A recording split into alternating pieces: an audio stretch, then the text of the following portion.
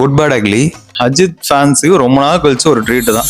ஆமாங்க, நான் ஏன் அப்படி சொல்றேன்னா, சில படம் வந்து ட்ரைலர் செம்மையா இருக்கும், படத்துக்கு போய் பார்த்தா அதுல இருந்த எலமெண்ட் மட்டும் தான் நல்லா இருக்கும், மற்ற எந்த எலமெண்ட்டுமே நல்லா இருக்காது. நான் ரொம்ப நாள் கழிச்சு ஒரு ட்ரைலரை ரிப்பீட்டடா பார்த்துட்டு இருந்தேன்னா அது இந்த குட் பேட் அக்லி ட்ரைலர் தான்.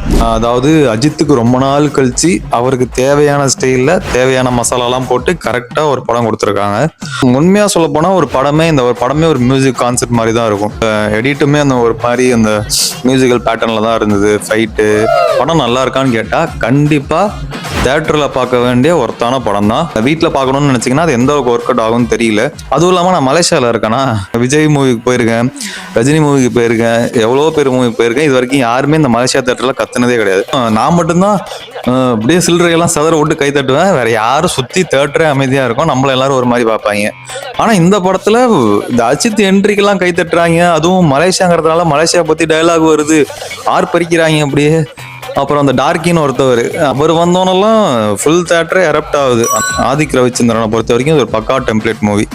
எங்கெங்க எதை வைக்கணும், ஓப்பனிங் ஒரு சாங்கு, ஒரு ஃபைட்டு, அந்த மசாலா மிக்ஸு, இதெல்லாம் எங்கெங்க வச்சா ஆடியன்ஸ்லேருந்து கிளாப் வருங்கிறத பக்காவோ ஒரு டெம்ப்ளேட்டாக எடுத்து வச்சு அந்த படம் பண்ணியிருக்காங்க. அதில் எந்த டவுட்டும் இல்லை. அடுத்தது பார்க்க வேண்டியது நம்ம அஜித்.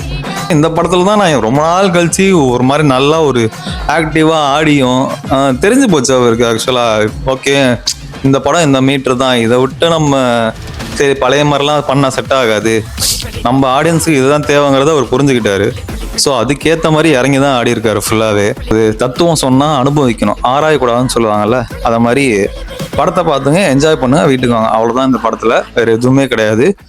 சின்ன டிராபேக்ஸ் என்னன்னா, கிராஃபிக்ஸ் இன்னும் கொஞ்சம் கான்சென்ட்ரேட் பண்ணியிருக்கலாம்னு நினைக்கிறேன். ஒரு தலை படத்துக்கு, ஒரு ஹை எக்ஸ்பெக்டேஷன் உள்ள படத்துக்கு இப்படி ஒரு கிராஃபிக்ஸ் அந்த இடத்துல தேவையா, இல்லை அதுக்கு பதிலாக வேற எதுவும் ஆல்டர்னேட்டிவ் பண்ணியிருக்க முடியாதாங்கிறது தெரியல. ட்ரைலரை பார்த்துட்டு ஏமாந்துரும்னு நினச்சேன், பட் ட்ரைலர் எப்படி இருந்ததோ அதே மாதிரியே ஃபயராக தான் படமும் இருக்குது. ஸோ மறக்காமல் போய் பார்த்துருங்க.